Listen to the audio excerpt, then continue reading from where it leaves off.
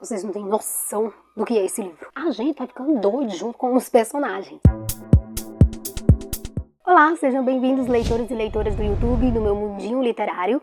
Esse é o vídeo pra gente conversar sobre os lidos do mês de janeiro. Eu tenho aqui esses 6 livrinhos, tá? Pra conversar sobre com vocês. Pois é, a gente conseguiu ler 6 livros nesse mês de janeiro. Tô muito feliz por isso. Eu sinceramente espero que esse ano de 2025 seja melhor pras leituras do que o ano passado. E talvez seja, né? Já que eu comecei tão bem. Então, sem mais enrolações, a gente vai começar aqui falando sobre os 12 dias de Dash e Lily. Esse livro aqui foi escrito por 2 autores, que foi David Levitan e Rachel Cohn, eu não sei direito como pronuncia. E ele é um romance jovem, narrado em primeira pessoa, mostrando 2 pontos de vista, né? No caso, o ponto de vista do mocinho e o da mocinha. E aí, só pra informar vocês, tem um livro antes desse daqui, que também é desses mesmos personagens.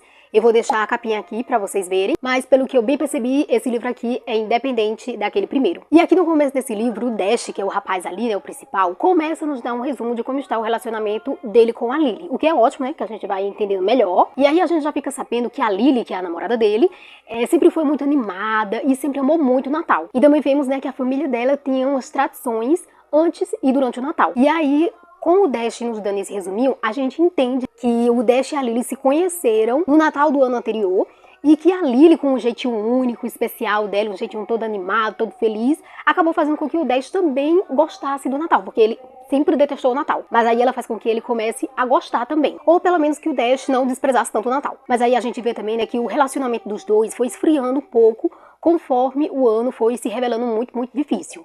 Algumas coisas ruins foram acontecendo, né? Por exemplo, o avô da Lily, que ela ama tanto, acabou sofrendo um ataque cardíaco e ele ficou meio impossibilitado de caminhar, né? De andar normalmente como antes. Depois eu vou deixar aqui. O que não fez ele perder toda a alegria e o entusiasmo que ele sempre teve durante toda a vida. E aí a gente vai vendo que a Lily vai perdendo um pouco daquele brilho que ela sempre teve e vai se desinteressando um pouco pelo Natal também, não vê mais o Natal como antes, com toda aquela animação, né? E num primeiro instante a gente pensa que é por causa do que aconteceu com o avô dela, que ela começa a ficar assim. Mas a gente vai vendo, né, que tem uma coisa a mais aí, que foi por um motivo maior. E aí, faltando 12 dias para o Natal, o irmão da Lily, que por acaso detesta o Dash, acaba procurando ele para pedir ajuda para fazerem com que a Lily volte, né, a se reanimar, volte a se interessar pelo Natal. Porque aí eles verem que é justamente nessa época que a Lily começa a se animar, né? Começa a fazer acontecer todas aquelas tradições deles. E claro, o Dash aceita, né, aquele pedido de ajuda do irmão da Lily. Então ele começa a fazer coisas que ela costumava fazer nessa época do ano para impressioná-la e tentar fazê-la feliz de novo, porque tudo que ele mais quer é tentar fazer a Lily feliz. E quem sabe eles voltarem a se relacionar como antes, sabe? Tão felizes e tão apaixonados, porque o relacionamento deles realmente esfriou, só que eles continuam namorando. Então durante esses 12 dias vai ser possível a gente ir acompanhando e entendendo os dilemas que o Dash e a Lily enfrentam internamente. Vemos a relação familiar, tanto do Dash como da Lily. A gente vê o tanto que o Dash sempre lutou para não se deixar ser afetado pela relação problemática dos pais, que inclusive são divorciados. A gente vê também as inseguranças e o medo de mudanças que a Lily tem. E principalmente, claro, acompanhamos e veremos como vai ser a reaproximação desse casal. É uma coisa muito fofa, gente, muito fofa. Então, pra mim, aqui a gente tem boas escritas, né, desses 2 autores, tem um bom contexto, né, um contexto com bastante sentido, e é uma leitura aconchegante, apesar de vez em quando a Lily fazer uma raivinha também. E claro, é muito bom pra gente ler na época natalina. Pra ele, eu dei 3 estrelas e meia, que como sempre pra mim não é uma nota nem tão boa nem tão ruim, e com certeza classifica bem como essa leitura foi pra mim. E se você é jovem, eu tenho certeza absoluta que você pode gostar muito mais desse livro do que eu gostei. Eu não tô falando na ordem, tá, gente, que eu li cada um deles, tô falando aleatoriamente mesmo. Então a gente vai conversar agora sobre Missão Romance, que é da Lyssa Kay Adams. Esse daqui, claro, é um romance com comédia contemporâneo, tem cenas hot também, então eu acho que ele é pelo menos mais 16. É narrado em terceira pessoa, nos mostrando os 2 pontos de vista, que é do mocinho e da mocinha. Bem, aqui a gente vai começar vendo que o Mac é um empresário muito conhecido e é fundador de um clube do livro para homens secreto. Então, junto dele, nesse clube do livro, tem jogadores de beisebol e de hóquei, bem famosos.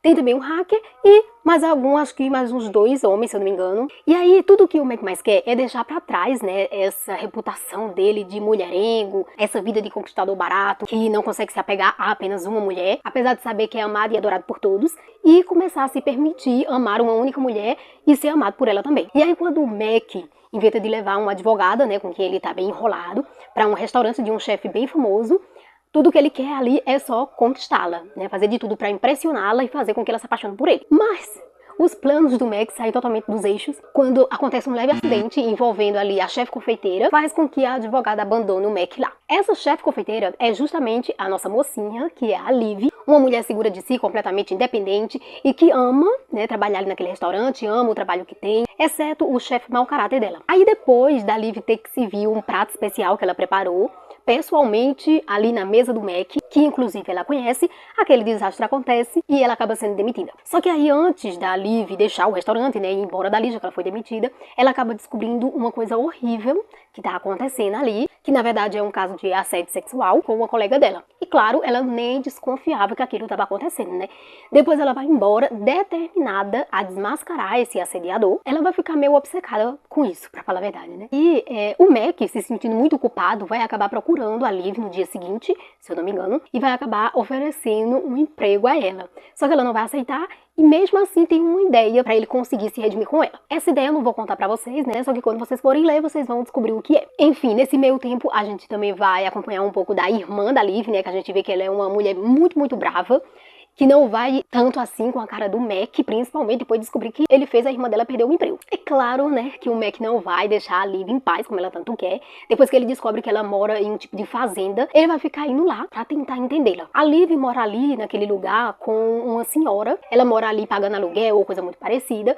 Aí o Mac vai se dar bem com essa senhora, né, que é muito simpática e que há anos luta pela causa feminista, mas não vai se dar bem com um homem que vive ali perto delas, né, um homem robusto, mal encarado e já de certa idade também, que é amigo da Liv e é apaixonado por aquela senhora. Aí depois que o Mac descobre que a Lily tá querendo se arriscar pra conseguir desmascarar aquele assediador, ele tenta convencê-la a desistir, mas aí ele não vai conseguir, né, porque a Liv é muito cabeça dura, então ele vai começar a ajudar ela. Com isso, claro, né, essa aproximação deles vai resultar em uma paixão sem precedentes. E a gente vai ver que aqueles homens, que são amigos do Mac e fazem parte do clube do livro, vão acabar se juntando com eles para ajudar nas duas missões. Não apenas na missão de desmascarar, né, e colocar na cadeia aquele assediador, mas também na missão que é o romance do Mac com a Liv. Se baseando ali no livro da vez que eles estão discutindo no clube do livro e que tem muito a ver com a própria relação do Mac e da Liv, né, que inclusive tem tudo a ver com de inimigos para amantes. Os meninos vão tentar ajudar o Mac a entender o relacionamento dele, a entender o que está acontecendo, sabe? Já que o Mac não está conseguindo ver nas entrelinhas, tão confuso, né, com a própria história, com todos aqueles acontecimentos,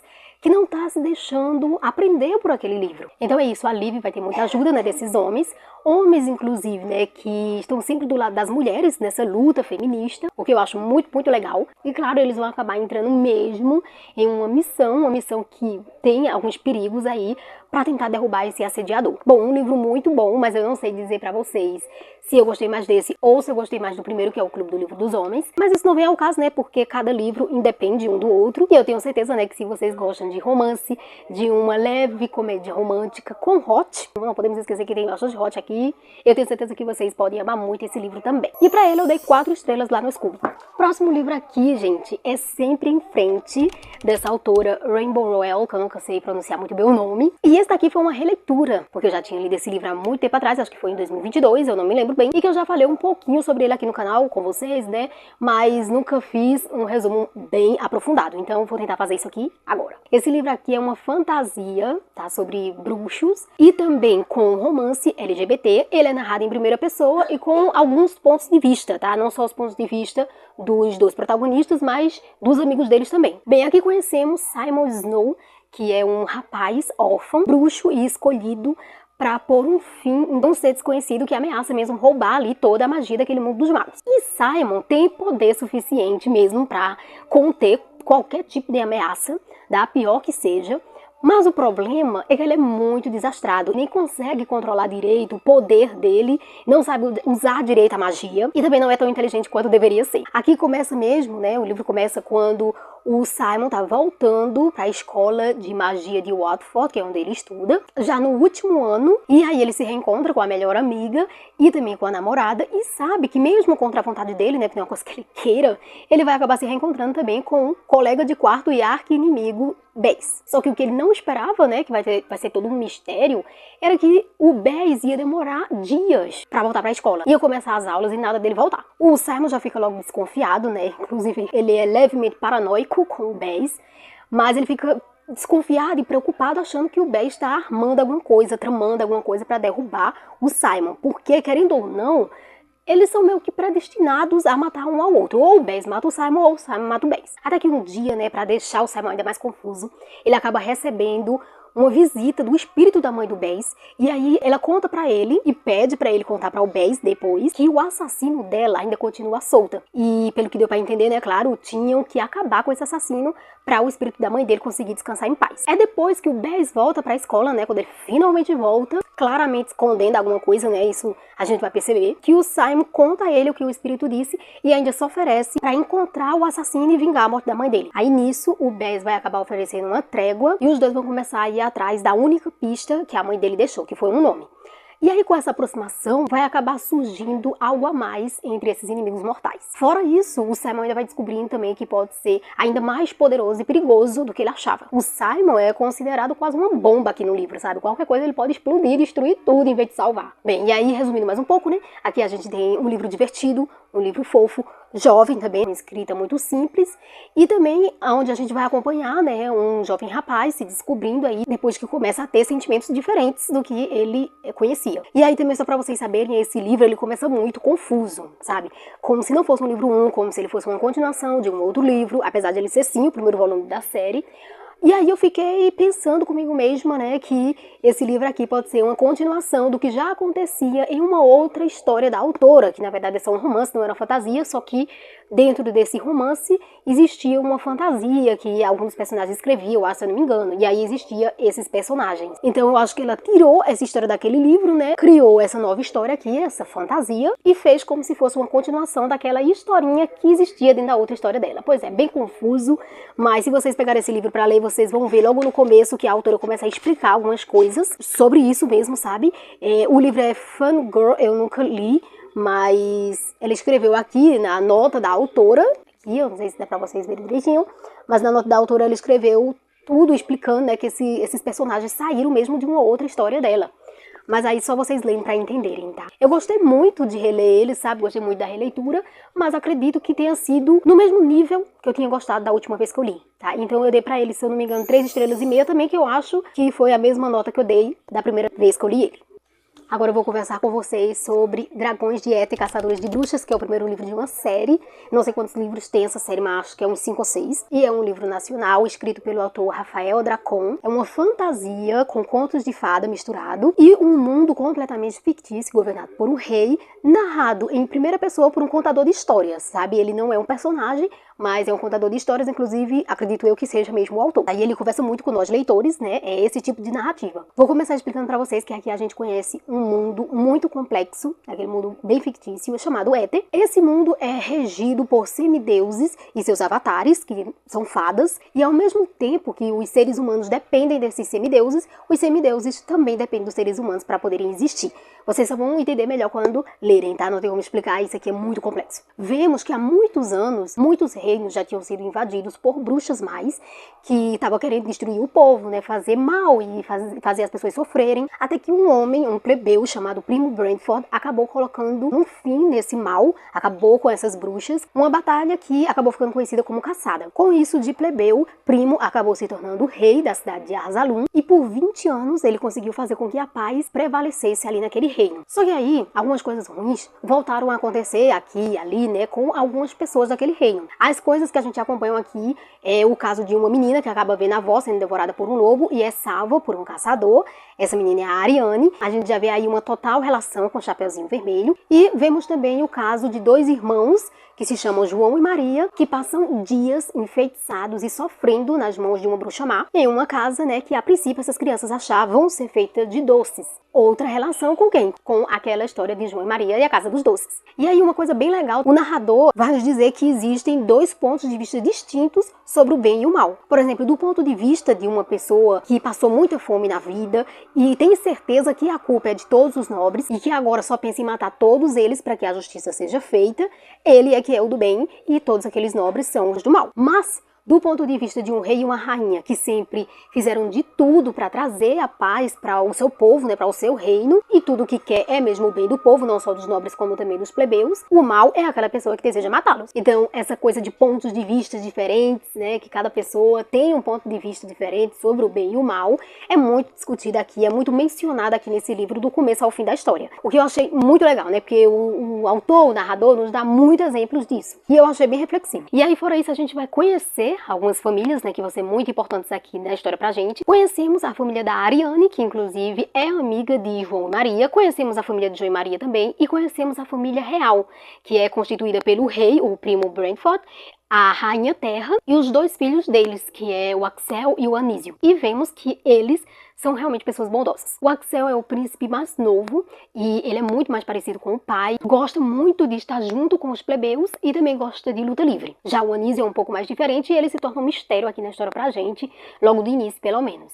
Só que, querendo ou não, tem um mistério gritante que ronda aí essa família real. E vemos aí também uma atração surgir entre o Axel e a Maria, assim como vai ter também um interesse romântico entre o João e a Ariane. E aí a gente vai ver, né, que aqui nesse reino chamado Arzalum, quase tudo são flores, até que um navio ocupado por piratas sanguinários acabam ancorando ali naquela cidade, trazendo todo um caos e morte. E é justo nesse momento que o príncipe Axel não está na cidade para poder ajudar, né, toda a população, ajudar o pai também a lidar com toda aquela situação horrível, né, todo aquele sofrimento que vai estar assolando ali agora a cidade, que ele lutou tanto para a paz prevalecer. O Axel, ele vai estar em uma missão, tá? Então ele vai estar fora da cidade. Ele teve que se ausentar por um bem maior. E aí então, uma investigação vai entrar em curso ali com a ajuda de um professor excêntrico, da Maria, do João e da Ariane. Principalmente da Maria, porque ela é a mais velha deles ali. Apesar de aqui na capa, né, a gente vê que a Ariane, que é essa menina do Chapeuzinho Vermelho aqui, parece ser a mais velha, né? Porque esses dois aqui parecem apenas duas criancinhas.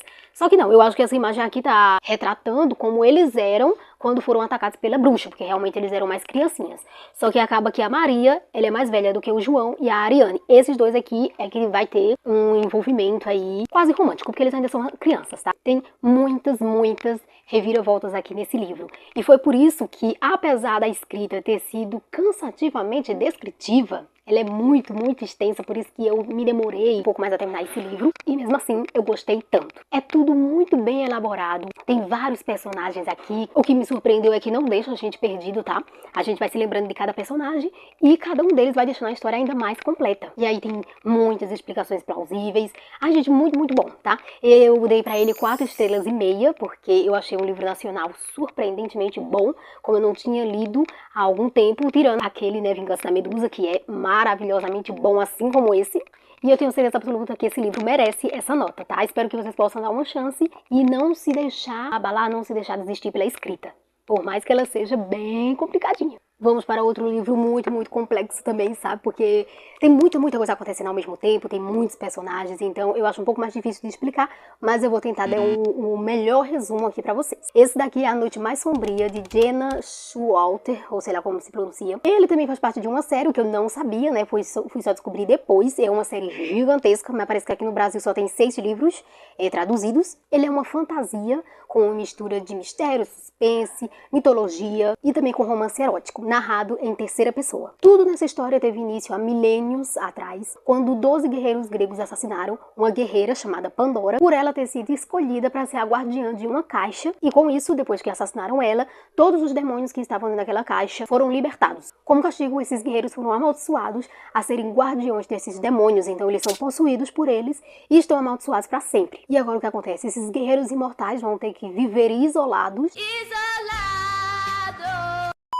condenados a lutarem para resistir à tentação de destruir todo o mundo. Então, tipo, eles são tentados, são fortemente tentados por esses demônios a fazer tudo o que esses demônios querem, sabe? Mesmo que eles não queiram, porque mesmo assassinando essa mulher, eles são guerreiros do bem. Então, aqui no começo a gente vê que é tudo muito sofrido, né? Porque a gente vai conhecendo o que esses guerreiros passam, né, para poder conter toda essa vontade destruidora desses demônios. A gente acompanha principalmente 6 deles, né, não vamos acompanhar os 12, porque há muitos anos eles se dividiram, já que eles tinham desejos diferentes, eles estavam indo atrás de coisas diferentes, sabe? Então a gente acompanha 6. Eu não vou dizer para vocês o nome de cada guerreiro, porque ficaria muito confuso. Eu até fiquei confusa também muito tempo no começo. E é tão confuso, né, guardar o nome de cada um deles, que aqui logo no começo tem um glossário, bastante informações pra gente. Só que a gente vai se acostumando, né, no decorrer do tempo, mas é bom a gente se informando por esse glossário. É bem interessante e ajuda bastante também. Mas vou explicar pra vocês, pelo menos, né, quais são esses demônios. Os que a gente acompanha é o demônio da dor, o da morte, o da doença, o da violência, da ira e da luxúria. O que a gente vai acompanhar principalmente nesse livro aqui, né, o principal é o Maddox, que é o guardião da violência. E o Maddox, ele tem uma maldição a mais, que agora eu não me lembro direito por que é, mas eu sei que tem a ver também com a morte da Pandora. E essa maldição faz com que ele tenha que ser morto todas as noites, quando chega a meia-noite, e ele é assassinado toda noite justamente por 2 amigos dele, a morte e a dor. E a nossa mocinha aqui no livro é a Aisling, que é uma jovem mulher humana e que ela tem, na verdade, estranhas habilidades sobrenaturais. Ela foi abandonada pelos pais desde criança e foi criada pelo vice-presidente de uma instituição de ciência que estudam sobre seres sobrenaturais, criaturas sobrenaturais. E aí a habilidade estranha da Aisling consiste em ela poder ouvir vozes na mente dela e, na verdade, isso para ela é um tormento. Ela é atormentada por essas vozes, ela detesta e ela não sabe como controlar. É uma bagunça e ela sofre bastante com isso. Essas vozes que ela ouve, né, são de pessoas do passado, ela só escuta conversas do passado e tudo que ela mais quer é se livrar disso. E aí quando ela descobre a existência de seres que o povo ali na cidade considera anjos, que moram em uma fortaleza, no alto de uma colina, que eles são bem estranhos, mas que acabam fazendo bem para o povo da cidade e que eles também têm estranhas habilidades, Aisling vai querer ir até eles com a esperança de que eles possam ajudá-la a se livrar desse tormento. E aí aquele homem, o vice-presidente que criou ela, não quer de jeito nenhum que ela vá atrás deles, só que ela vai às escondidas. E aí ela vai ter que passar por uma floresta, né, e subir um morro para conseguir chegar na fortaleza. Ali ainda na floresta, ela vai se topar com o Maddox, que é o nosso principal aqui na história. E aí, estranhamente, ao ficar perto dele, as vozes vão se calar. Tá? Ela já vai conseguir se ver livre só por estar perto dele, não precisa nem tocar. E quando ela descobrir isso, ela não vai mais querer sair de perto dele. Por mais que Maddox vai começar a rejeitá-la, né, começar a expulsá-la dali, mandar ela ir embora para casa de novo, porque ela corre muito perigo ali e tal. Ela não quer saber de ficar longe do Maddox mais, porque ela sabe que se afastar um pouquinho dele, as vozes vão voltar a atormentar a cabeça dela. E aí, né, depois de uma sequência de acontecimentos, o Maddox vai ter que levar a Aisling para o castelo, né, para aquela fortaleza que ele mora, apesar de ser proibido levar pessoas para lá, principalmente humanas, mas ele vai levar mesmo assim. E principalmente porque ele não pode continuar lutando, brigando com ela ali, porque tá chegando a meia-noite e ele precisa morrer. Então, a Aisling vai presenciar pela primeira vez o assassinato do Maddox pelos próprios amigos dele. Então, ela vai começar a odiar os amigos do Maddox e eles também vão odiá-la. Por quê? Porque ela não pode estar ali. E eles têm certeza que ela é uma isca a mando de uns caçadores que são os inimigos mortais desses homens, que se chama Senhores do Mundo Subterrâneo, né? Falei pra vocês, né? Mas é justamente o nome dessa série de livros, é Senhores do Mundo Subterrâneo. Então, tudo que esses homens vão querer é a Aisling fora dali, fora da fortaleza. Mas, mesmo que o Maddox queira a mesma coisa, queira também que ela vá embora pra não colocar nenhum deles em perigo, ele não vai conseguir mais mandá-la embora. Então vai acabar que ele vai prender ela ali no quarto, pra ela não conseguir avisar aos caçadores que conseguiu entrar na fortaleza, enfim. toda uma coisa que vocês só vão entender melhor lendo o livro. Então, acontece isso, ele já vai começar a sentir uma atração. É uma coisa muito rápida, gente, muito rápida mesmo. Eu não vou nem reclamar disso, né, mas acontece que possa ser que algumas pessoas não gostem tanto, né, porque essa atração entre eles é uma coisa à primeira vista, é uma coisa louca, sem explicação. Eles sentem uma atração irresistível um pelo outro e pronto. O Maddox vai se sentir ainda mais ligado com a Aisling também, porque ela vai defender ele, a todo instante ela vai estar defendendo ele dos amigos dele. Porque ela acha que eles assassinaram ele por pura maldade. Então ele vai ficar com essa pulga atrás da orelha. Porque aqui uma isca, que também seria inimiga dele, está defendendo ele. Fora isso, tem a questão dos novos deuses que regem aqui esse mundo, que se chamam titãs, e que vão acabar convocando o demônio da ira, que é o Aeron. Ao convocarem ele, os titãs vão dizer que ele precisa matar 4 humanas. Mulheres, né? Que estão ali naquela cidade só como turistas. Ele não faz ideia quem são essas humanas. E óbvio que ele não quer fazer isso, porque mesmo ele guardando um demônio, mesmo sendo possuído por um demônio, por fora, quando ele se controla, ele é uma pessoa do bem. Mas os titãs disseram que se ele se recusasse a matar essas humanas, ele começaria a ser controlado sem limites por esse demônio e acabaria matando elas do mesmo jeito. Ele não pode fazer isso, porque se ele fizer, ele vai explodir, ele vai ficar quebrado para sempre. Então, o que o Lucien, que é o líder deles ali, vai fazer? Ele vai ter a ideia de sequestrar essas 4 humanas e prendê-las ali na fortaleza também. Pra depois elas não irem embora, porque elas moram em outra cidade, pra depois elas não irem embora e o Aeron ir atrás delas. Então eles vão deixar elas trancadas até eles conseguirem arrumar um jeito aí, uma solução pra quebrar essa maldição do Aeron. É depois que essas 4 humanas chegam ali naquela fortaleza que a gente vai ter o nosso casal secundário, tá? Que eu shippo muito, que é o Reis, o guardião da dor, e uma das humanas que é a Danica. Pense numa personagem. Show de bola. Enfim, minha gente, daí pra frente é só pra trás, um monte de coisa vai acontecendo, que no caso eu já não posso continuar contando mais aqui pra vocês, senão eu vou contar o livro todo. Então se vocês quiserem saber o que mais vai acontecer, né, como vai ser a revolução desses senhores aqui do mundo subterrâneo, como é que eles vão lidar com essas maldições, tanto a maldição do Maddox como a maldição do Aeron, então vocês precisam ler. Muito bom, gente, pra quem ama uma fantasia com bastante romance, com romance erótico, com essa mistura aí de mitologia também, vai amar esse livro, eu tenho certeza. Como eu também gostei muitíssimo desse livro, apesar de não gostar muito de livros que tenham bastante cenas hot, eu ainda dei 4 estrelas para ele, porque foi maravilhoso acompanhar, sabe? Estar conhecendo todos esses personagens. Bom, vamos passar então para o último. Gente, chegamos no último, nossa, isso aqui nunca mais ia acabar. O último é Os Invasores de Corpos, desse autor chamado Jack Finney. Esse livro é muito antigo, se eu não me engano ele foi escrito em 1955. Ele é não sei, acho que é um suspense psicológico misturado com um pouquinho de terror e com algumas pitadas de, né, um leve romance. Fora esses gêneros que eu já disse pra vocês, né, aqui também contém bastante mistério, uma confusão, né, uma dúvida entre a sanidade e a ilusão, ciência, né, que no caso é ficção científica, e mais algumas coisinhas aí, tá? Vocês não têm noção do que é esse livro. Ele é narrado em primeira pessoa e quem nos conta essa história é o Miles, que é um jovem médico, ele tem ali 28 anos, mora na cidade de Mill Valley, na Califórnia. Em um certo dia comum, ele acaba recebendo em seu consultório a visita de uma mulher, que ele já namorou há alguns anos, que é a Beck. Ela tinha chegado ali na cidade há alguns dias e foi atrás do Miles em busca de ajuda. Ela acaba contando pra ele que a prima dela tem certeza que o tio não é mais o tio, não é mais a mesma pessoa. E aí, aceitando ajudar a Beck, o Miles vai até a casa do tio dela, né, da prima, e vai, tipo, examinar o homem, mas sem ele saber, sabe? Vai só conversar com ele, porque ele conhece aquele homem muito bem, há muitos anos, então ele saberia dizer se alguma coisa de estranho estava acontecendo, se ele realmente não era mais a mesma pessoa. Só que ele vê que não tem nada de diferente no homem, nada, absolutamente nada, ele é a mesma pessoa de sempre. Então ele vai dizer pra prima da Beck que é apenas uma ilusão da cabeça dela, sabe? Ele tenta convencê-la que é só uma ilusão, o homem continua igual, mas ela nega e insiste até o fim que não é o tio dela. Com o passar do tempo, o Miles vai acabar recebendo visitas ali no consultório dele de algumas pessoas que vão falar a mesma coisa que a prima da Beck. Alguns parentes não são mais a mesma pessoa, estão mudadas, apesar de estarem exatamente iguais em tudo e saberem de memórias das pessoas, tudo. Ainda não era a mesma pessoa. E aí, depois também, a gente vê que o Miles vai voltar a sair com a Beck, né? Vai começar a se sentir atraído por ela de novo e tal. E em uma dessas saídas deles, o Miles vai ser abordado por um conhecido, que é o Jack.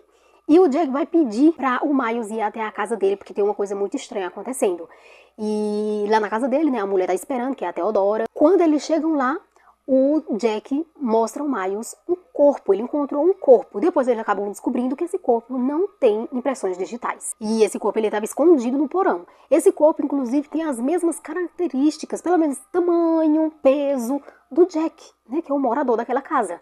Então, em vez de eles chamarem a polícia, porque eles têm certeza que a polícia não vai resolver nada daquilo, eles acabam guardando, né, aquela história só para eles mesmos e começam a pensar em uma solução que pode resolver aquela situação, porque as pessoas da cidade parecem estar ficando malucas e eles também, porque eles estão vendo coisas estranhas, né, que eles nunca poderiam explicar. Só que, claro, né, não vai ser nem um pouco fácil para eles chegarem em alguma conclusão, em alguma solução, vai ser muito difícil, principalmente depois que aquele corpo sem impressões digitais some da casa do Jack. Não está mais ali e deixa para trás apenas uma certa substância que eles não sabem o que é. E aí, claro, eles começam a questionar a própria sanidade. Possa ser que eles estejam ficando malucos. E ainda tem um amigo psiquiatra do Miles que dá uma explicação para toda aquela loucura generalizada. E aquela explicação dele faz total sentido. E aí, o Miles, o Jack, a Beck e a Theodora, que é a mulher do Jack, acabam se convencendo por um tempinho, né, por essa explicação do psiquiatra. Mas depois o Miles começa a se questionar se a ilusão era mesmo aquelas coisas que ele estava vendo, ou se a ilusão era aquela explicação do psiquiatra. Outras coisas estranhas começam a acontecer e o Miles não vai estar mais convencido daquela explicação do psiquiatra. E conforme o Miles, junto com o Jack, a Beck e a Theodora, tentam descobrir o que realmente está acontecendo, aqueles casos estranhos só vão aumentando. Isso! O pior, gente, é que isso começa a enlouquecer nós que estamos lendo também, nós que estamos do lado de cá. A gente começa a se questionar quem é real, não sabe mais em quem confiar, às vezes até os próprios personagens principais ali, faz a gente desconfiar até deles. A gente vai ficando doido junto com os personagens, porque é realmente, gente, um jogo psicológico. Tá enganando direitinho as pessoas, ninguém sabe mais o que é ilusão, ninguém sabe mais o que é real. A partir daí, as coisas estranhas não param, tá? O Jack e o Miles vão descobrindo outras coisas estranhas também que estão acontecendo, que podem até ser pistas, né, para eles descobrirem a solução para aqueles casos, mas não se sabe. Então, as coisas que eles vão descobrindo são ainda mais assustadoras e são ainda mais bizarras. A gente começa, gente, a ficar com pena desses personagens, sério, dá pena. Loucura atrás de loucura. Vocês não têm noção, desde a primeira página até a última, eu estava viciada. Eu estava intercalando essa leitura com o último livro, que foi A Noite Mais Sombria, se eu não me engano. Então, por isso que eu demorei um pouco mais, mas isso aqui dá pra terminar em 2 dias, no máximo. Viciante, gente, viciante, desde o começo. Desde o começo, que é quando o Miles recebe a visita ali da Beck, a gente já vai estar viciado, a gente já vai estar muito ligado na história, não dá pra parar. E tem muitas outras coisas, né, gente? Até o finalzinho da última página, vocês vão estar se questionando aí da própria sanidade, vão estar se questionando. No fim de tudo, tem uma explicação científica pra tudo que tá acontecendo, mas ao mesmo tempo, no final, a gente ainda fica com aquela dúvida. Era real ou era ilusão, gente? Eu ainda tô com essa dúvida. Era real ou era ilusão? Eu não sei dizer, sabe? Mas, ai, gente, bom demais. Só sei que pra ele eu dei o quê? 5 estrelas. Ele foi o único livro aqui desses que eu dei 5 estrelas. Ele mereceu, gente. E se eu pudesse ler outros livros como esse também, desse mesmo autor, eu leria. Escrita incrível, gente. E a narrativa em primeira pessoa também, nossa, ajudou muito. Foi isso. Finalmente terminei. Então aqui agora eu só vou me despedir de vocês, eu espero que vocês tenham gostado do vídeo, com certeza ficou longuíssimo, mas é porque eu realmente queria dar um resumo bem mais aprofundado pra vocês, tá? Mas não é resenha, tá, gente? Isso não é uma resenha que eu faço, é mesmo um resumo de cada livro. É isso, um beijão e até o próximo vídeo. Tchauzinho!